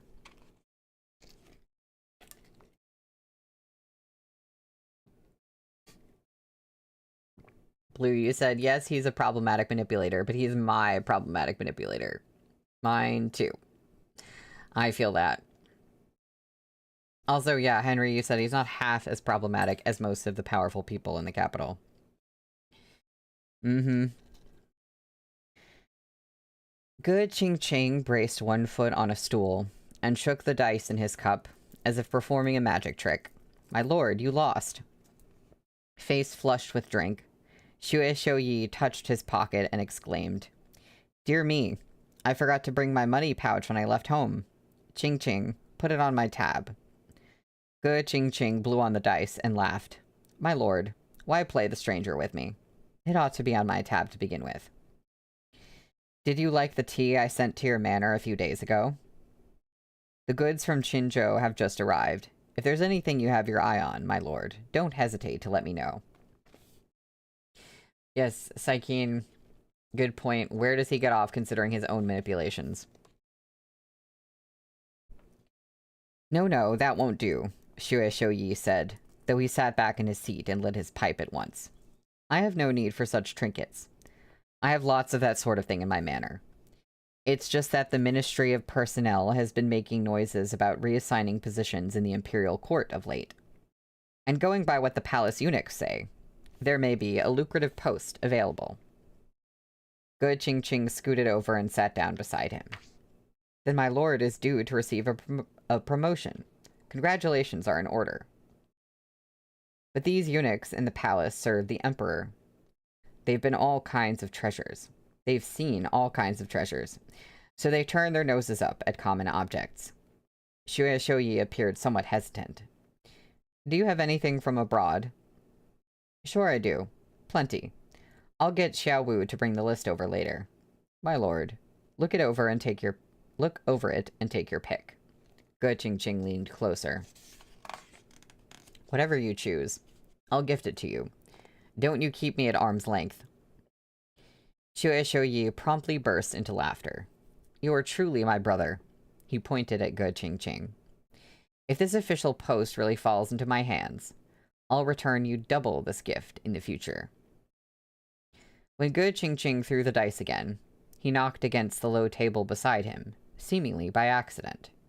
Nearby, the embroidered uniform guard member disguised as a servant gave a subtle nod and left to prepare tonight's gifts for Xue Shouyi, not neglecting to line the bottom of the chest with a layer of gold ingots. Outside, the hour grew late, but Xue Shouyi was enjoying himself to the fullest. He didn't notice a thing. Sorry, what's happening? There is a plan, there is a scheme. I don't know what's going on, but it's something. That's the end of the chapter. We are on page 371 for chapter 256, which is called Ancestor. Li Jianting went for a walk in the garden in the early evening, the only moment of leisure in her entire day. Feng Chuan strolled by her side as she made her way along the stone path, still thinking about the discussion in the hall that morning. The ceremony to honor the heavens and pray for rain is in just a few days. Li Jianting brushed aside a flowering branch hanging by her cheek. This is a matter of great importance. Nothing must go wrong. Feng Chuan held the branch well away from Li Jianting and said deferentially, "This humble servant will see to it." Li Jianting walked to the edge of the pond and sprinkled fish bait into the water.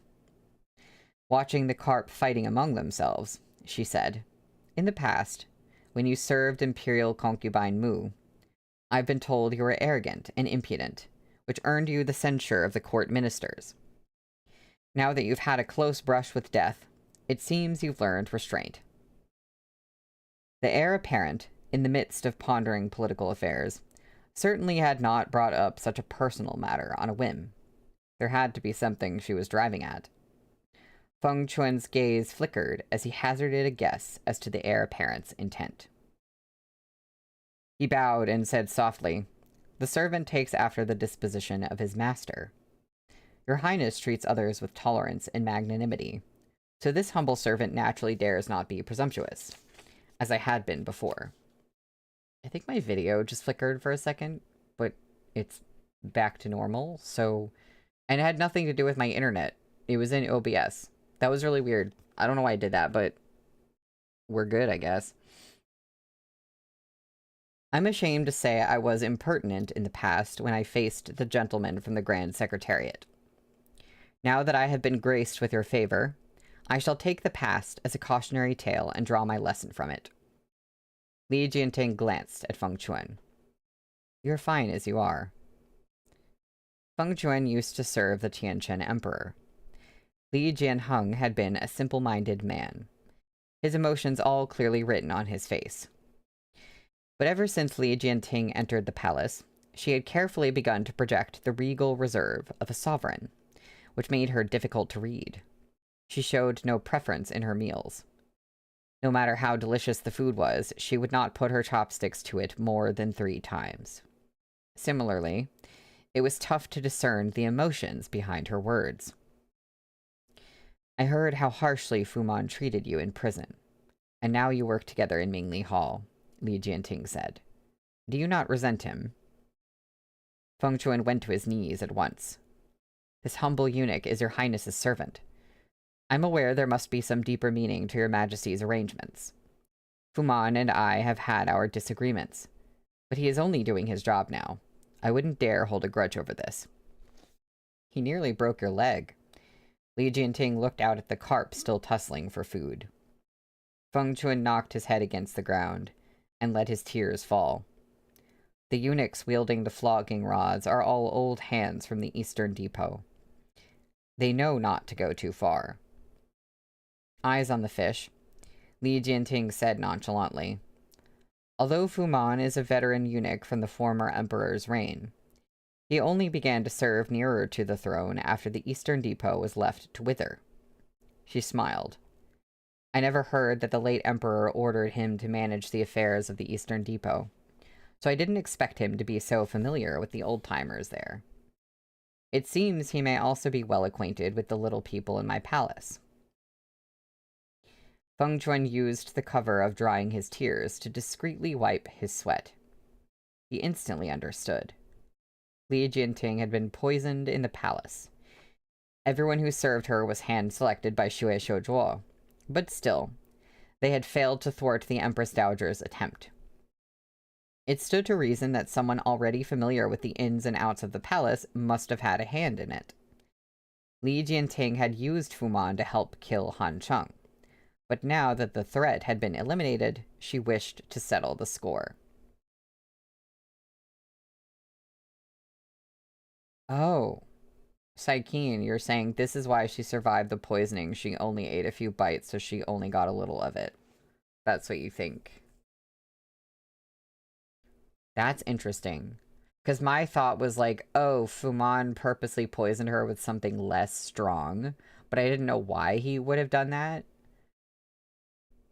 But it could just be that, like, oh, I wonder if she strategically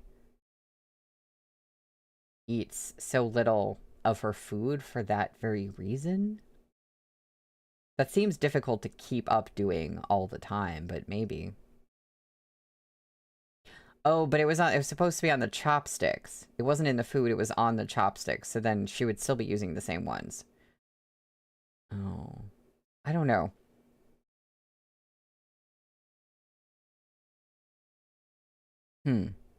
Yeah, okay, now I'm not sure.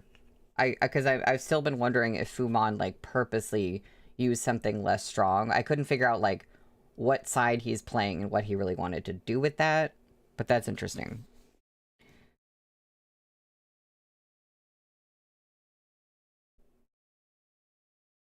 After arriving at this conclusion, Feng Chun felt a little more at ease. Fuman is indeed a veteran from the reign of the former emperor. He differs from the others in the Inner Yemen. He has a wide range of experience, and he's looked upon favorably by several of the gentlemen in the Grand Secretariat. Naturally, he is well acquainted with many more people than this humble servant. Although he has plenty of hangers-on, he is cordial to everyone, attentive in his work, and respectful of propriety. You are only speaking half the truth. Respectful of propriety? He seems to me rather proud and haughty, more like a Lao Zuzong. Li Jianting wiped her hands with a handkerchief. He is a mere eunuch. He has neither a soldier's accomplishments in defending the state, nor a scholar's courage to remonstrate with his sovereign. Yet he can be a Lao Zuzong solely by dint of his long years serving before the throne. But whose Zuzong? Whose ancestor is he? She looked askance at Feng Chuan. Mine? The word was breezily spoken, but Feng Chuan felt a lofty mountain landing, its weight crushing him so utterly that he dared not raise his eyes. He hurriedly knocked his forehead against the ground.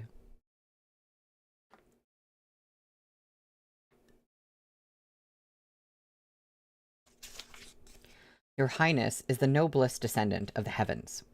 The glorious legacy of the great founder of your dynasty is entrusted solely into the hands of your Highness.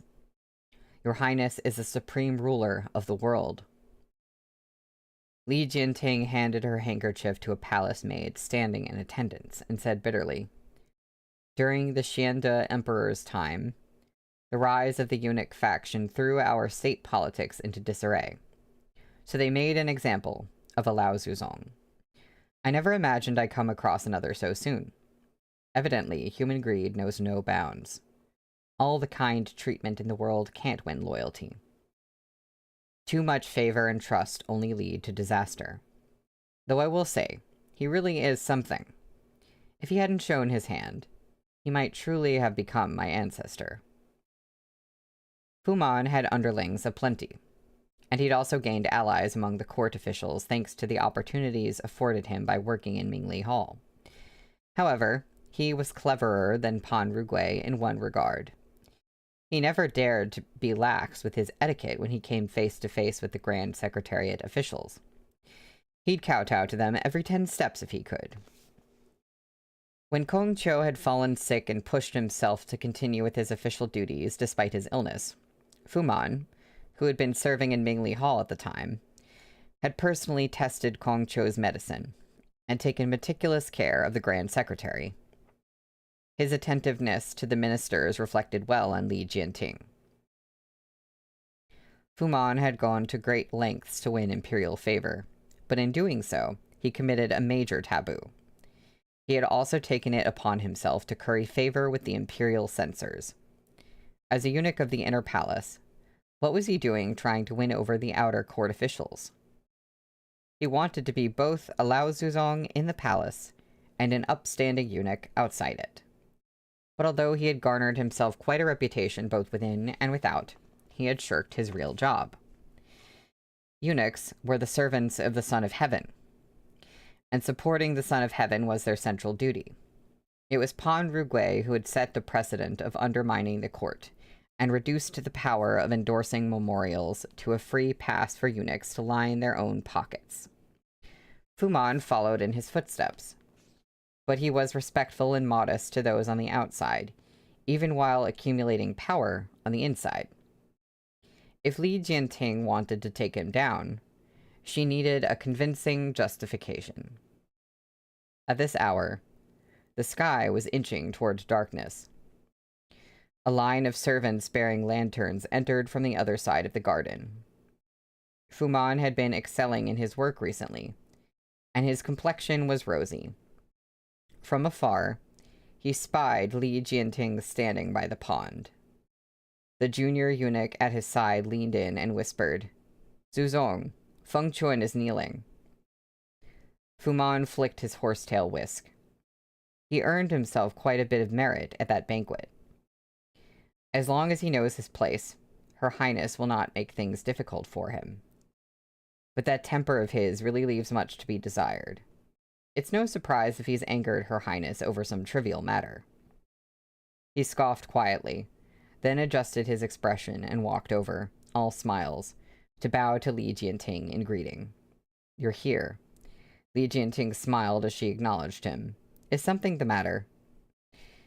"This humble servant is always thinking of your highness." Fuman breezed right past Feng Chuan. Aware that Li Jianting did not like to be touched, he held out his arm as if to support her elbow down the steps, without actually coming in contact with her. I grew anxious when I didn't hear any news in the hall. Then I saw the clouds gathering on the horizon, and, fearing it would rain, I hurried over to bring an umbrella. "You're indeed very thoughtful," Li Jianting said. "Thorough in every particular." Fuman exclaimed in surprise, as if he had only just seen Feng Chuan on the ground. "Oh my, what happened here?" The sky was silent and still. Standing there among the flickering shadows of the lanterns, Li Jianting was suddenly struck with an idea. Her expression went frosty as she said, "This arrogant and conceited thing. I heard he was disrespectful to the gentleman while on duty in the hall, so I had him kneel here as punishment." On hearing this, Feng Chuan sobbed harder and prostrated himself on the ground, looking precisely like someone who had just been reproved. This humble servant was not discerning enough and offended the ministers. I deserve death for my mistakes, Your Highness. I know you served as the director of the seal for the former emperor, but how can eunuchs stand next to the officials of the court? Those regional officials are here to report on their duties for the sake of the common people in the region. Their hard work wears on their bodies and minds. Who do you think you are to be showing them such attitude? The regional officials. Understanding dawned on Fu Man. No wonder Li Jianting was angry. The heir apparent had been tossing and turning the past several nights over the drought in Yongcheng. Expenditures inside and outside the palace were being cut, and the heir herself was eating inferior quality rice at every meal, citing a need to remember the hardships of the common folk. She plainly thought highly of the regional officials. Your Highness exhausts yourself discussing government affairs in court. Coming out to take a stroll in the garden is a rare moment of relaxation. You mustn't let this put a damper on your mood.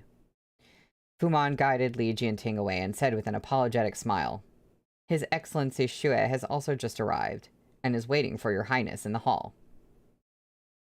Fu Man cast several glances back at Feng Chun, but said nothing to intercede on his behalf.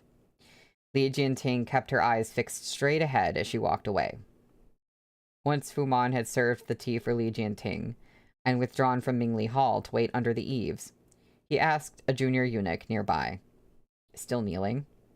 The eunuch snickered and replied, Still kneeling. Tell him to get up. Zuzong, the junior eunuch began curiously. Isn't he too proud? He's always had a sharp tongue in his mouth. Why help him? Let him kneel until Her Highness is done with her meetings. As servants, we must be of the same mind as our sovereign and relieve her burdens, Fu Man said. He has served Her Highness for a long time and forged a bond with her. Her Highness only told him to kneel without really punishing him, which means she's treating him with leniency. She's forgotten him now, but later when she remembers and he cries again, her heart will soften toward him on account of their old ties. I didn't plead on his behalf earlier. If I let him kneel any longer, Her Highness will reproach us instead for not knowing better. Zuzong really does think of everything, the junior eunuch said in admiration. You've always been able to read the master's minds. Truly brilliant. I'll tell him to rise right away. Fu Man looked back toward the dim golden candlelight spilling from the door of Mingli Hall and smiled smugly. Without that old dog Han Chung around, there was no leverage left that anyone could use against him. He only had to serve the heir apparent well, and obtain the Grand Secretariat's recommendation, and he would enjoy a meteoric rise. Whatever Pan Rugui could do, he could too, except that he would do an even better and even more beautiful job of it. Fu Man turned his gaze away. The only issue was that the Empress Dowager was still around. Who knew when she might expose him? To eliminate future trouble, he would have to make his move as soon as possible. Oh, what is he doing now? Everybody's scheming against everybody.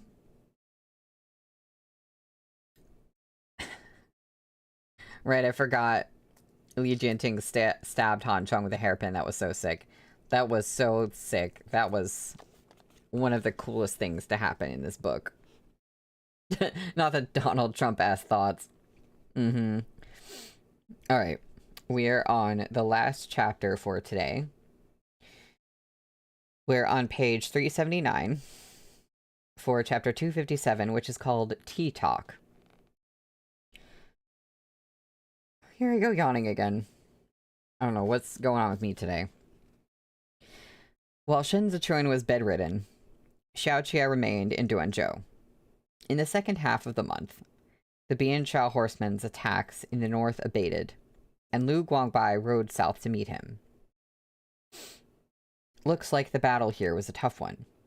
It'll take time just to repair these city walls, Lu Guangbai said as he dismounted. Jiming dispatched some craftsmen south with us. Xiao Qia had come out to meet him dressed in his day robes. Daga thinks of everything. He paused in surprise as he caught sight of a carriage at the back of the procession. Sister-in-law is here. A maidservant lifted the carriage curtain, and Lu Yizhi, handkerchief clutched in her hand, poked her head out. Lu Guangbai smiled. Shunar is here too. Lu Yizhi disembarked her carriage with the help of her maidservant. I've been thinking about Lanzhou back at home, so I came to see him. Xiaoqie stepped up to receive her. Lanzhou misses you too. Looking up at the city walls of Duanzhou, Lu Yizhi continued. Now that Zhongbo's victory is secured, Lanzhou ought to rest and let his injuries heal properly. She turned her head aside and smiled. I brought Shunar along to keep him company. Xiaoxun followed his mother without needing anyone to hold him by the hand. He bowed to Xiaoqie. Our Shu. Second uncle. Xiaoqie swept his nephew up in a flash and held him aloft for a closer look. This kid's gotten taller. He's just like you as a child. Lu Guangbai handed his riding crop to Chen Yang. He drinks his milk on time every day, and he's always worrying he won't grow any taller. I asked him what wish he made on New Year's, and he said he wants to be as tall as his second uncle when he grows up. He pinched Xiaoxun's expressionless cheek. Boys take after their maternal uncles, so you can forget about it. You're taking after me. You're good too, Xiaoxun said in a piping voice, holding Xiaoqie's arm for support as he dangled in the air. Magnanimous of heart and not given to embellishment. You're a scholar general. And there's a footnote. Reference to a line describing scholar generals in the Book of Wu, a historical record compiled by the Kingdom of Wu in the Three Kingdoms era. The trio laughed, and Lu Guangbai sighed. You're talking about me, but it sounds more like you're praising your father. There were now many children in the residence. Ding Tao and Li Xiong still had Jiran with them. Xiaoqie carried Xiaoxun in, but before long, Xiaoxun kicked his feet and demanded to be put down. He wanted to see Shen Zichuan. Xiaoxun was particularly fond of Shen Zichuan, so much so that he refused to hold anyone's hand but Shen Zichuan's during the New Year's festivities. Shen Zichuan's legs were injured, so he received their guests at the top of the steps. They proceeded into the house and exchanged pleasantries, whereupon Lu Yizhi took Xiaoxun to pay their respects to Ji Gong. When Lu Yizhi had gone, Shen Zichuan turned to Lu Guangbai. Now that the war on the northern front is eased, General Lu must be here to talk to me on Daga's behalf. Lu Guangbai picked up his teacup and laughed as he lifted the lid. He cast a glance at Xiaoqie, then at Shen Zichuan. Your lordship is a heroic man who never forgets his business, even for a moment. That's right. Jiming sent me with the message for you. Hasen is dead. The crisis in Duanzhou has been averted, and the Youxiong tribe in the south has been defeated. It's the perfect opportunity to go on the offensive. With Hasen dead, Amor's status as great hero of the desert will have taken a blow, Xiaoqie said. I'm guessing Daga intends to seize the opportunity to hit back and put him down for good. Two brothers with one mind. Lu Guangbai sipped his tea. So you were thinking the same. Xiaoqie was sitting by the window. He turned his thumb ring and glanced back toward the others. The angle exposed his throat to the dim light. Amor has maintained the stability of the tribes under his banner all this time, because the men of the Hanma tribe are brave and capable warriors. But last year, the Hanma tribe's best soldiers were all sent to the battlefield. Now, after a year of war, the Hanma have been pressed to their limits. They're not the deterrent to the other tribes that they were before. Now Hasen is dead, and Amor has lost his right arm. If we don't strike now, then when? If you want to strike out east into the desert, you'll need the cooperation of all three armies, Lu Guangbai said. Marshal Qi is still subject to Chidu's deployment orders. It won't be easy. Xiao Jiming and Lu Guangbai both shared a personal friendship with Qi Juyan. If Lu Guangbai had to come all the way to Duanzhou to discuss tactics with Shen Zichuan, then this was something friendship alone couldn't resolve. Qi Juyan's last few deployments had all been to assist Li Bei. but now, more than half the Biansha horsemen had retreated, and the Yoshong tribe in the south had been driven into the desert. She had no reason to follow Li Bei's lead this time. The Ministry of War agreed to let Marshal Qi deploy troops to Gadal, because Chen Zhen and the other veteran ministers are keenly aware that Li Bei's crisis has direct bearing on Chudu's safety. Now that Gadal is no longer a threat, Lu Guangbai said, setting down his teacup, it will be a different story. In refusing to hand over the Qingshu tribe's territory to He Rigu, Qi Juyin was also putting a temporary halt to the war. It hadn't been easy for her to borrow the grain she needed, and whatever she had borrowed from Shenzhen would one day have to be paid back. If she left the debts to accumulate over time, it would sooner or later leave a bad taste in her mouth. Qidong had been at war all year, and half their military fields had been neglected. The troops had been forced to depend on the imperial court and Shenzhen simply to get through the winter, never mind the extra food they needed to wage a war. It would have been one thing if Qidong merely had civilians to feed like Hezhou, but Qidong had the garrison troops to worry about as well. She held both power and responsibility in her hands. She couldn't afford to be slipshod. Marshal Qi is the Li clan's grand marshal. If she keeps aiding rebels, she will be accused of conspiring against the state, Shenzhen said, running his fingers along the wooden frame of his fan. When Qidong dispatched troops to fight the Qingshu tribe, there were already impeachment memorials submitted to the court. If Marshal Qi joins forces with Li Bei to venture into the desert, Chudu will have the perfect excuse to dismiss her from her post. Qi Juyin's refusal to turn over Lu Pingyan for questioning when he was implicated in Lu Guangbai's desertion had already earned her censure from the imperial court. The imperial censors had no good opinion of her. Qi Shiyu had married Hua Xiangyi to preserve Qidong's military power. The Empress Dowager might have fallen, but this tie remained.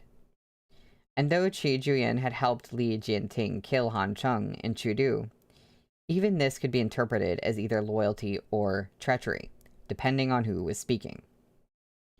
Shenzhen's eyes were milder than usual in his illness, as if his sharp edges had been sanded away. The heir apparent is about to ascend the throne. If Xue Shouzhuo has his way, Marshal Qi will be rewarded with the noble title.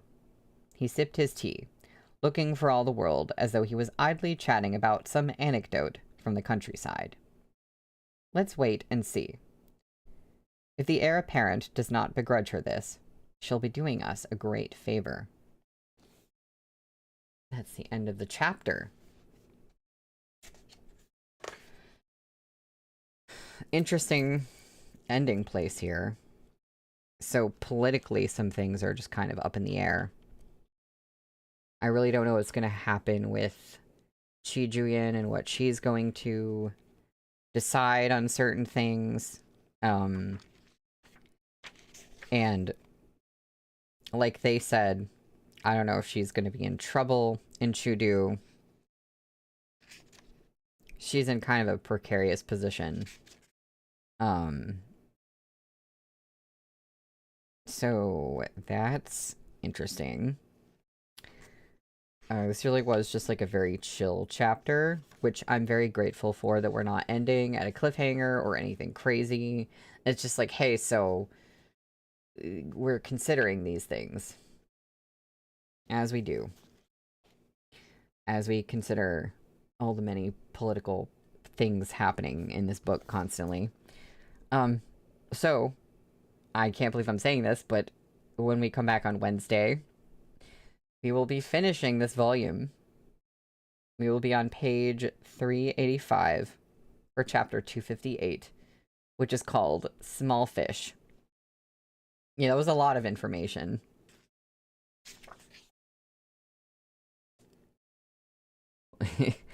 Yeah, we're almost done with the volume. It's crazy.